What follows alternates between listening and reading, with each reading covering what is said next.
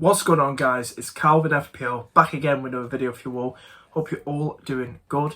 In today's video we're going to be talking about how I got on in game week 10 and also talking about my plans, my official plans, my confirmed transfers and everything for game week 11. If you do enjoy this video, please smash that like button and do subscribe. Get in the comments down below what plans, what moves you're doing this week, or if you're wildcarding, let me know, guys. Love to hear from you a lot. So let's get straight into it. So in game week 10, I got 62 points. Another red hour, once again for Calvin. I think I was about 500 and something K. Gone on down to 760 or 780 or something like that. I'm probably in the top 800K now, definitely. So there was all about taking that hit in the last game week, probably because of the Udogie news if he was going to start or not, but I thought he was going to start versus Palace, but he didn't, and Kaboi came on 0 points. Walker, I don't want to yab on too much about this. Trippier, was it against Wolves? Was it Wolves? I've lost track of all his game weeks, but losing Tonali out for 10 months now and Botman's out, is it still a good idea to keep hold of Trippier? I personally think so. We'll talk about in a few minutes' time. We know what he can do. It's still Eddie Howe's men. They beat Manchester United the other night as well in the League Cup, and I still think they've got enough in them to get the points in the next couple of games. Probably get 1 or 2 wins. I still think they'll give Arsenal a real tough game. What have they done, Newcastle? So we'll talk about in a minute. My idea, but the stats and everything. Walker, clean sheet. Maddison getting something. It was a Son show versus Palace. Diaby doing very, very well, about 11% owned at that time. Ward-Prowse, I'm getting sick of, or should I say I'm completely and utterly sick of him now. Salah, once again, doing well, getting a goal. Haaland doing better, but I went for, who did I captain? Captain Watkins. Captain Watkins, Ollie Watkins, again with the easier fixture. Against Luton, it just wasn't meant to be. It was the Diaby show. Typical FPL, typical football, typical everything. So, I was a bit gutted about that. Really gutted, should we say. So I think that if I captained either Salah or Haaland, I'd be on a green arrow. But it is what it is, isn't it? So, the curse of it. Let's move on now to game week 11, shall we? And talk about transfers and everything like that. So I've done my transfer. I brought in He-Chan. Like I said, I'm completely and utterly sick of James Ward-Prowse. He's got me no returns since game week 7, something like that. Is it game week 7? It got like 4 points, I think, against Sheffield United, was it? But it was just like bonus. He got no returns in that game, I think, but he got bonus. Absolutely baffling. It really was. So he got me no returns on those 3 or 4 game weeks of owning him, bringing him in a couple of weeks ago. Cheers for that, James. Really appreciate it.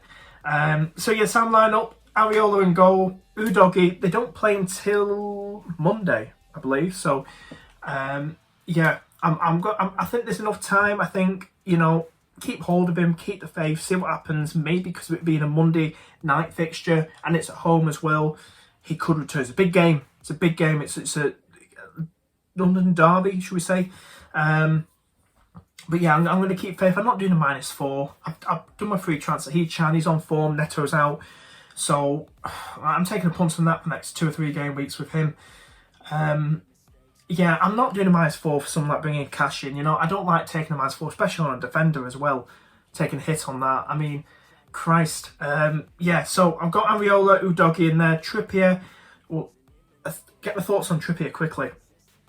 Like we were talking about earlier, Newcastle at home so far this season have scored 13 goals at St James's Park, conceded only 3. They're a tough team to break down at St James's Park. Arsenal, 50-50 in the minute, they'll bottle it, they'll do well. They're unpredictable, Arsenal. They always are unpredictable. And I think they'll give them a really good game. I think Newcastle will give Arsenal a really good game. So I'm going to keep Trippier. He's got assists and he takes set pieces, take corners and all that. So I'm going to keep him. It's a lot of money, but I'm going to keep him. And then he's got like Bournemouth, Man United and Chelsea. Chelsea aren't looking so great. Man United aren't looking... they're beating 3-0, like I said earlier. the other night. So I'm going to keep faith in Trippier. Walker at home to Bournemouth, just knowing my luck, or City conceding once again like they did, Brighton at home. But yeah, I just like to keep hold of Walker. I really do. I want to keep hold of him for now. Still relatively cheap. So yeah, he chance in there. Maddison got that attacking play. Still haven't got Son, but Maddison's still up there, but it's usually Son doing slightly better. Diaby in there too. He's on red hot form. He is. So Forest won't be an easy game. Forest won't be an easy game, especially away from home. I expect a very, very close game. It's a 6-pointer, in my opinion. I think it's a 6-pointer. Either team can win it. Forest are no mugs. They've really decent, season so far. They're really going at the usual top 6 teams so far this season. So I think it could be a good game, especially at the City ground. And then we've got Mo Salah captaincy, and we're going to talk about it in a minute. Watkins, I'm going to keep him. Holland Alvarez up front against Bournemouth. It was just about captaincy. What with Salah or Haaland? Some people saying he should be rested. Salah, Diaz, with what's going on, his mum and dad. I think his mum's been rescued now. They were kidnapped in Colombia, I believe. Very, very sad. But yeah, I doubt Diaz will start in that game due to family personal reasons. But yeah, I think Salah will still start. Is it a recipe for disaster? Is it Captain Mo Salah? Is it such a really bold move? I'm biased. I'm a Liverpool fan. Haaland, the robots there, history-wise versus Bournemouth, I think he in the last 2 games last season versus Bournemouth home and away, I think Haaland only got 1 goal. There was a 4-0 win versus Bournemouth and a 4-1 win versus Bournemouth, and I think Haaland started both. De Bruyne did very, very well, I think, at the Etihad, but I think in those 2 games Haaland only got 1 goal, and there was absolutely destroying Bournemouth home and away last season.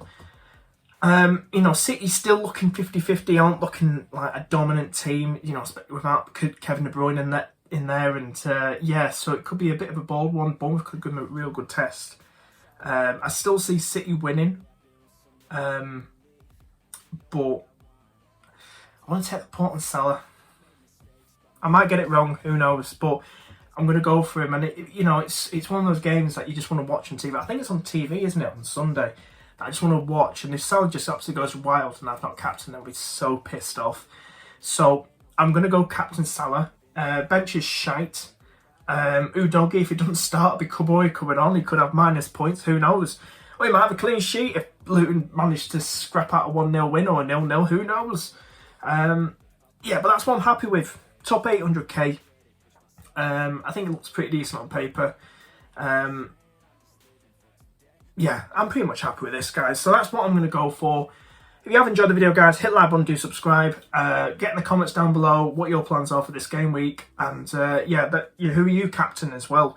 The whole Haaland Salah debate. Or if you're going for a differential, someone outside of Haaland Salah, do let me know, guys. Anyway, guys, I've been Calvin FPL. Hope you have a great weekend.